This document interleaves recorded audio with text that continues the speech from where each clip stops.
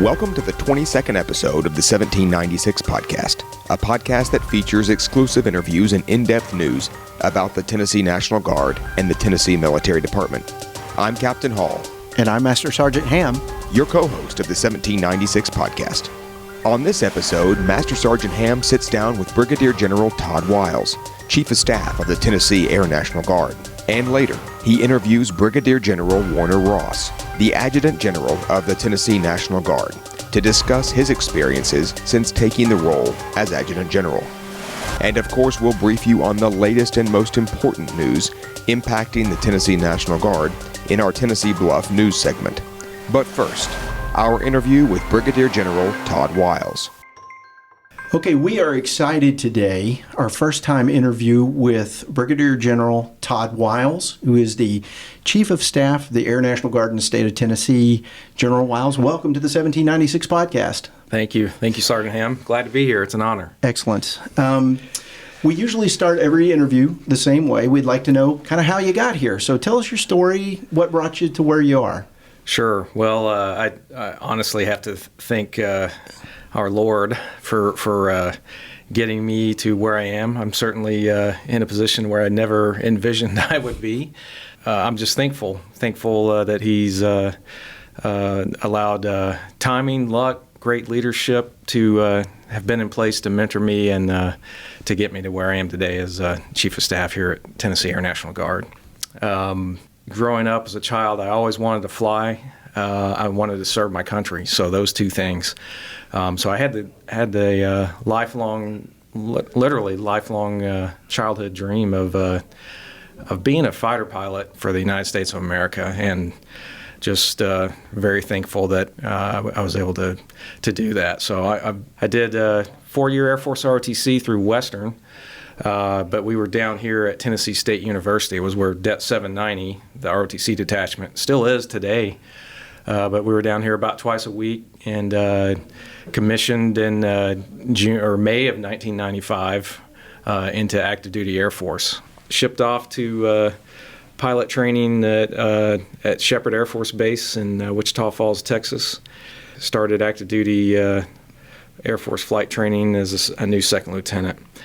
Leaving Shepherd, I was fortunate enough to get an F-16 out of pilot training, but then go to my first ops squadron, which was Cannon Air Force Base. Back then was F-16 only, so I did Cannon Air Force Base in New Mexico for about 3.5 years there, and then volunteered to go to Korea. Kunsan Air Base was where I got assigned. My squadron commander had been he was a former F-111 pilot, and then from Vietnam, and then a F-4 driver was my last squadron commander there at Cannon, and who used to smoke in the jet, by the way. But he said every real fighter pilot goes to Korea. So I volunteered for Kunsan, Korea, and went off on that 1-year remote tour to Kunsan Air Base, Korea. At the end of my Kunsan tour, my operations group commander there took five of 6 of us that were up for assignment, and he said the Air Force is short on ALOs, which is Air Liaison Officers, and he said it'll be career broadening. I didn't even know what an ALO was at the time, but I was one of the 5 that received that ALO assignment. So that ALO assignment basically was the officer in charge of the TAC-P that does air support for the Army. At the time, I was not excited about that job, but looking back after what I went through with the Army and ended up going to OIF 1 on the ground with the Army doing air support, it was probably the most formational and most influential assignment that I had that would affect my career later.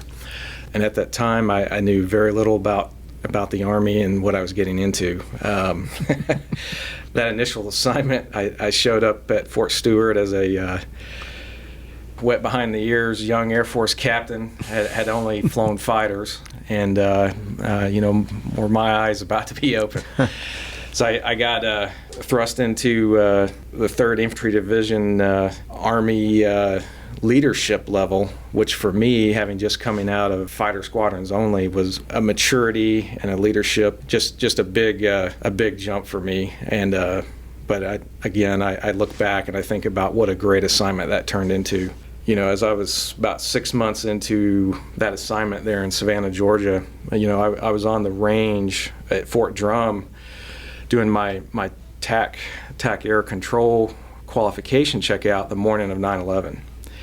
So that job, which we thought was just going to be exercises only there at Fort Stewart, there in Savannah, nice assignment, that changed very rapidly, obviously, from that day forward. So right. Fast forward, that we end up the whole 3rd ID mobilized. Our brigade, 2nd Brigade, went to Kuwait first, and then the rest of the division joins us that fall, and then we stay there, and then by spring of '03 we invaded Iraq with 3rd Infantry Division, west of the Euphrates and the Tigris, and 1st Marine Division, 1st MARDIV, east of Tigris Euphrates, and we pushed northward out of that. So spent a little bit more time on that because that was some pretty amazing individuals I served with and experiences that I normally would not have gotten just staying in a aircraft only track. We were young and inexperienced, but we leaned on each other as a team to get through ground combat. And I got to thank the Army. The Army took care of us as much as we banter back and forth. I've got a lot of respect for the maneuver units and what those guys did, and we got all of our airmen and even a Marine contingent fire control team that was assigned to us. We got everybody back from the war that was in our immediate unit. But it was quite a life-changing and career-changing assignment for me. I guess late fall of '03, my assignment ended there as an ALO. I got back into F-16s, so I recalled an F-16 and was assigned to Shaw Air Force Base, South Carolina, for 3.5 years. That ended in about '07, and at that time, I was at the 12-year point in my active duty career. I had some buddies that were transitioning into companies like FedEx, UPS, for the most part.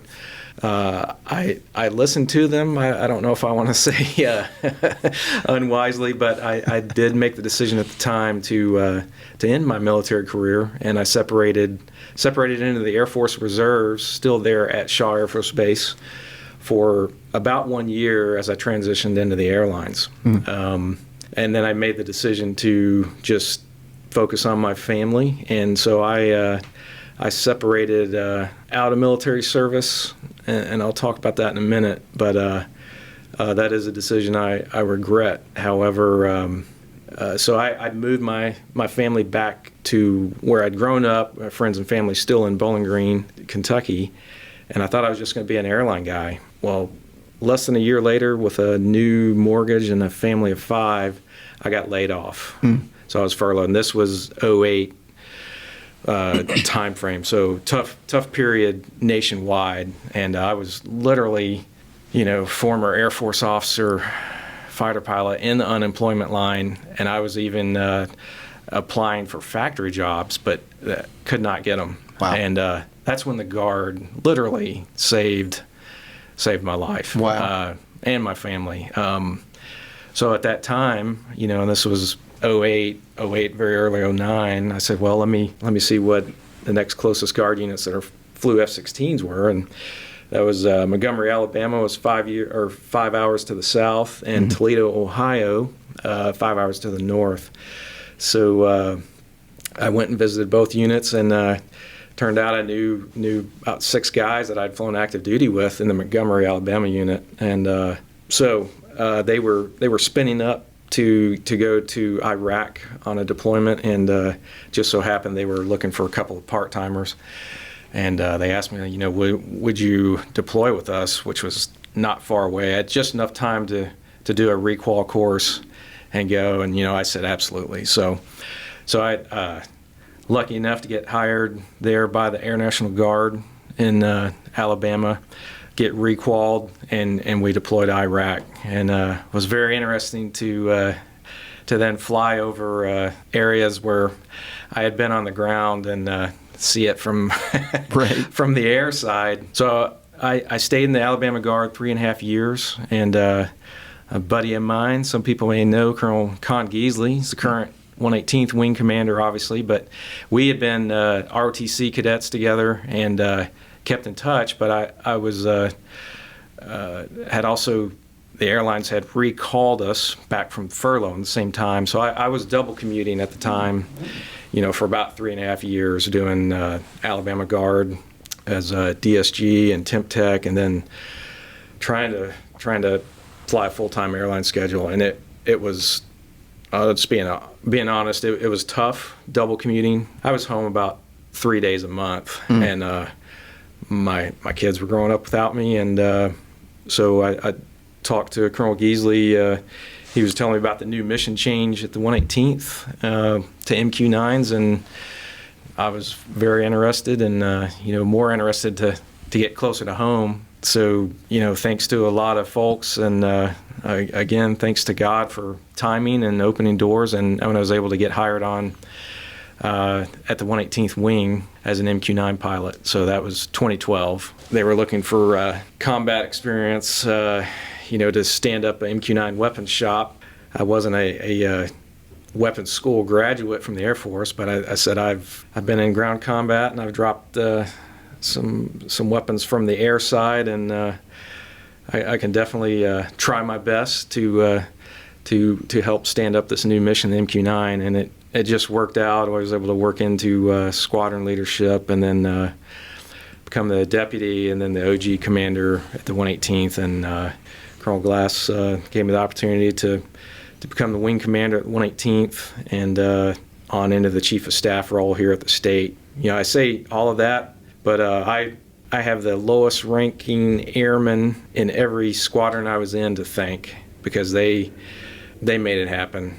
But it's just been an incredible team, and God's grace that I was able to get the position I am today. But I learned the value of trusting your airmen. I learned the value of trust your enlisted force, because they will save the day, and they've got your back. And if you take care of them, they will take care of you. And that's a cliche, but it's 100% true. Absolutely. So sorry for being long-winded there. No, that's okay. We want to know the story, and I think a lot of that story ties in with what we're talking about. We're coming to the end of the year, and we take time at the end of the year to reflect and think about things we've accomplished, things we want to accomplish moving forward. But when you think about the people you served with and reflect on that, can you speak to that a little bit? Yeah. Wow. First, we would not have our free country without veterans. The parts of the world that are free would not be free without American veterans. I travel weekly with my full-time airline job on the civilian side now overseas, nearly weekly, and I can tell you that you can see what America has done on a world stage. You can also hear and sense the fear of people from other countries when they think America may be withdrawing from an area, or maybe their presence that had been there is now no longer there.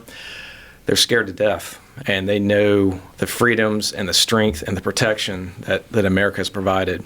We would not have freedom of religion. We would not have freedom to select the jobs we want to serve in. We would not have the American way of life that we've all enjoyed during our lives if it weren't for U.S. veterans. Excellent. Okay, so we like to end every podcast or every interview on the podcast with the one question, and that is, if you could give one piece of leadership advice to those listening, what would it be? I listened to it's actually his story recently. Medal of Honor winner Sammy Lee Davis. He said, "You don't lose until you quit trying." He fought by himself. His FOB was overrun in Vietnam, 1968. He was an artilleryman. He was gravely wounded many times, and he kept an NVA battalion, a Viet Cong battalion size element at bay single-handedly. he manned his artillery piece, and then small arms throughout the night, carried many to safety. But hearing his humbleness as a humble hero that he is, that stuck with me. And America would not be where would not have what we have, and to be able to be the beacon of freedom without American grit like that, no matter who you are, race doesn't matter, gender doesn't matter, but that's the American sacrifice that has kept America free and still does. So that has always been on the forefront of my mind to gut it out. I would add that, I know, and I'm approaching the time in my career when I won't be able to put this uniform on anymore. I would ask all of us to appreciate the privilege that it is every day. Every dark, rainy, cold morning that we get up and we put our uniform on, or our friends are going to a ball game on a sunny day, we put this uniform on. There'll be a day when you aren't able to do that, and you're going to miss it.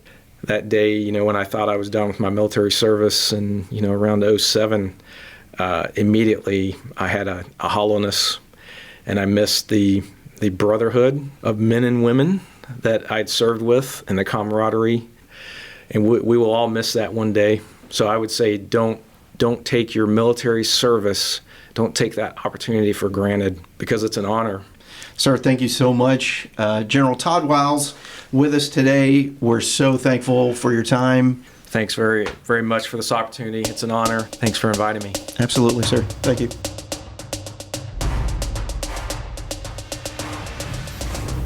In this month's Tennessee Bluff, attacks on United States bases in the Middle East have continued throughout the month of November as the Department of Defense repositioned Navy vessels into the area.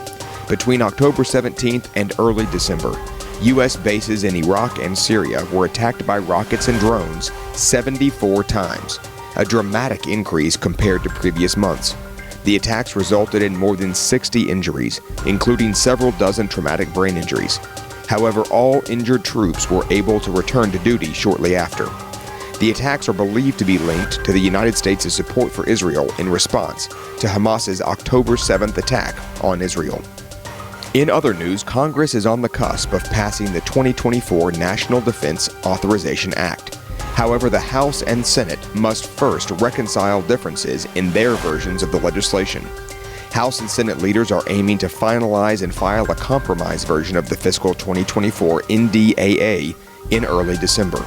Democratic and Republican leaders in both chambers of Congress have made passing the NDAA a top priority. Several key National Guard provisions are on the table for this year's bill, including zero-cost dental care for drilling guardsmen and reservists, a limitation on the termination of fighter squadrons, the establishment of the Space Guard, and parental leave parity with active duty troops. And in Tennessee news, for the first time ever, the .50 caliber Browning machine gun was fired on a Tennessee National Guard weapons range. The first rounds were fired at a ceremony marking the inaugural firing of the weapon at Tullahoma's volunteer training site. For decades, soldiers of the Tennessee National Guard have traveled to training areas in other states to certify and train on the .50 cal. But now this new capability will continue to increase readiness and continue the modernization of Tennessee's volunteer fighting force. That's the Tennessee Bluff for this month. Now back to Master Sergeant Hamm. Okay, we are honored today to be joined by Brigadier General Warner Ross, the Adjutant General of the state of Tennessee. And welcome, sir. I'm so happy to have you again on the 1796 podcast. Yeah, great to be here. Great to be able to serve in this position and see all the wonderful things that our airmen and soldiers do across the state and across the world, for that matter. So you took this job, you've been doing the work since January 21st of this year, 23. What are your takeaways since you've been in the role as the Adjutant General? Well, I'm privileged in this role just to get to really, from my position, to get to see all the wonderful things that are going on with our soldiers and airmen across the world. We've had several missions that we've been on this year, and several more, are on the books to go. But we've been at the southwest border. We have upwards of 700 troops deployed right now. We've done a dense urban terrain exercise here in Nashville. We continue to do the rescue missions out in the east, and it just reaffirms what I already knew about the work that we do. I just get to see it at a larger scale now and very much up close and personal. So, it's a privilege, it's an honor to get to work alongside these soldiers and airmen and see all the great work that they do. So, absolutely. All right. So before you were in this role, you were what we call M-Day, or yes. a traditional guardsman, yes, for 32 years roughly. Yeah. How is being here every day, putting on the uniform every day, how is that different Well, than I before? certainly have much more appreciation for what Joint Force Headquarters does or attempts to do every day. Maybe as an M-Day soldier, I didn't get to see how the sausage was made. Maybe as an operational soldier out in the field, there were some things probably that I took for granted that a lot of people are working hard to do every day. But I also have an appreciation, I certainly have an appreciation for that work that goes on behind the scenes, whether it's policy, budget. Some of the things that when you sign up to be a soldier, you don't sign up to get into, policy, budget, those type things. But those are important. And they are what lays the foundation to allow us to help our soldiers get their education with the Strong Act, to keep our fleets maintained, our equipment maintained, our facilities upgraded. All of that administrative work that goes on kind of lays a foundation for the operational units and tactical units out in the field to do what they do at the level that they do. Now, having said that, again, reiterating just how proud I am of all of our troops, and we have this motto of ready now, and we certainly are, and that goes to the M-Day soldier.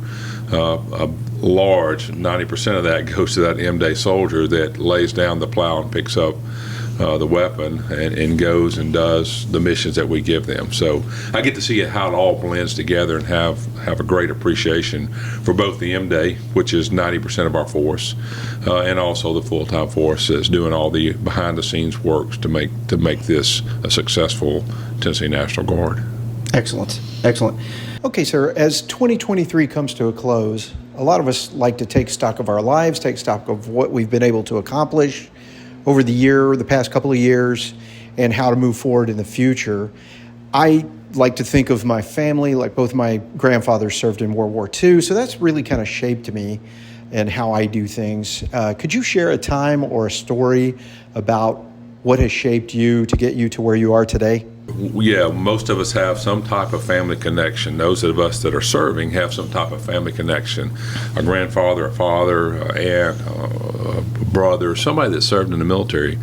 I read a book recently called Inheritance, and it talks about how we're moving away from that. There's less of us that are in uniform that have that connection and the impact that has. But I certainly shared the same type of upbringing that you did, in that I was raised and grew up on a farm that had many families on it, and to a degree, every patriarch of every family on that farm had some type of military service in their background. So it was either Compo 1, active duty, we had Korean War vets, we had Vietnam vets, and plus all the neighbors that surrounded me in that community.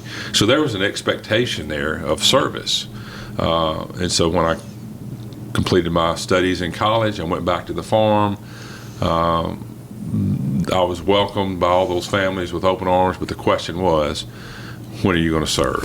When are you going to do Right. your part? So that's one story, and that's what influenced me.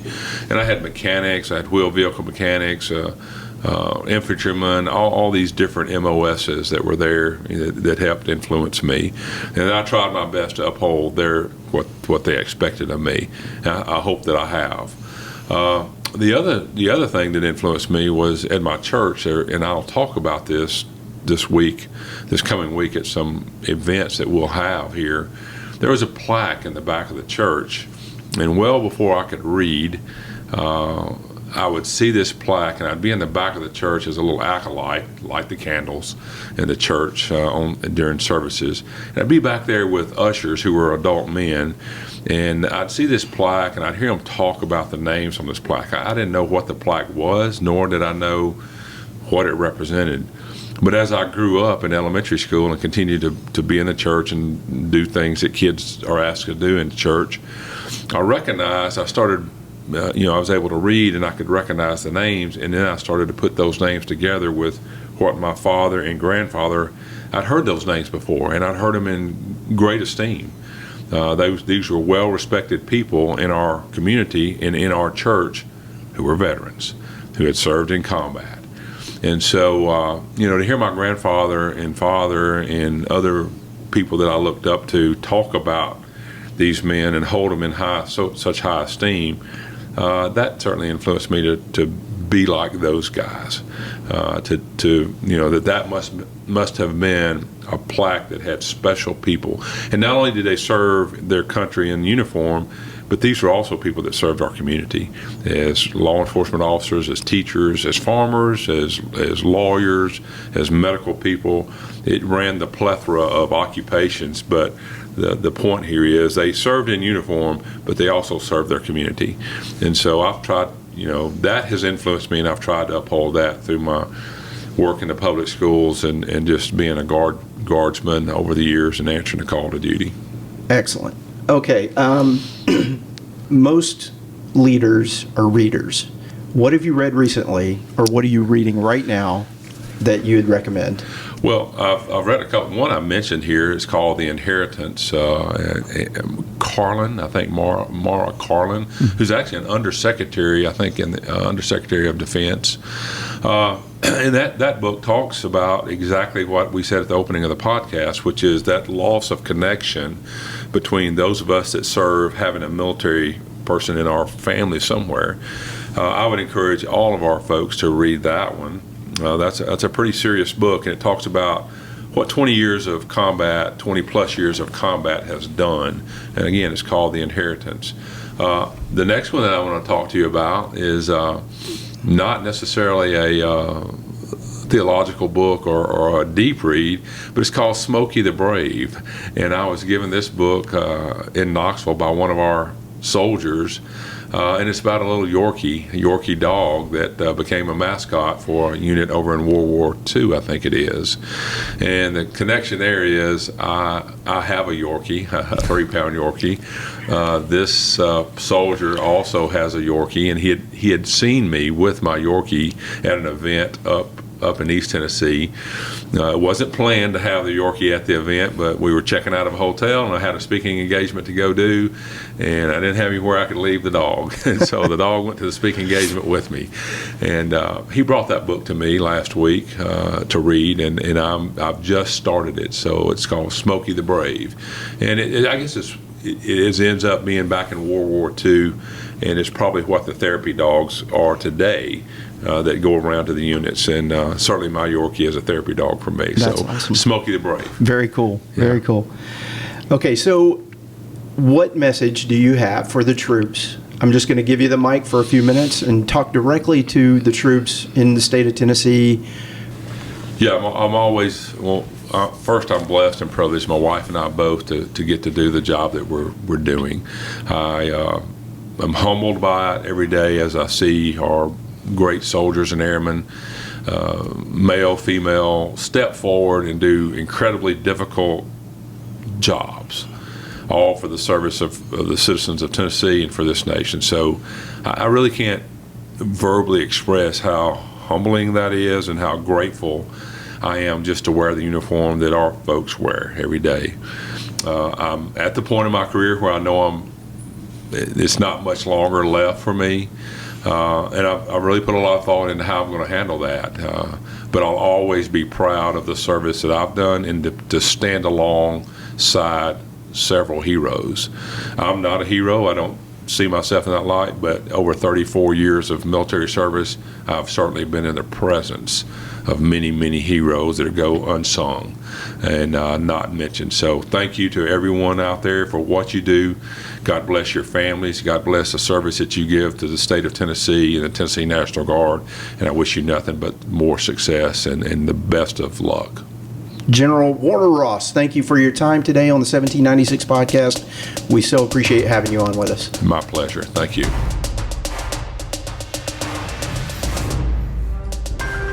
Thanks for listening to the 1796 podcast. If you like what you heard, please consider subscribing, sharing this episode with friends, and giving us a 5-star review.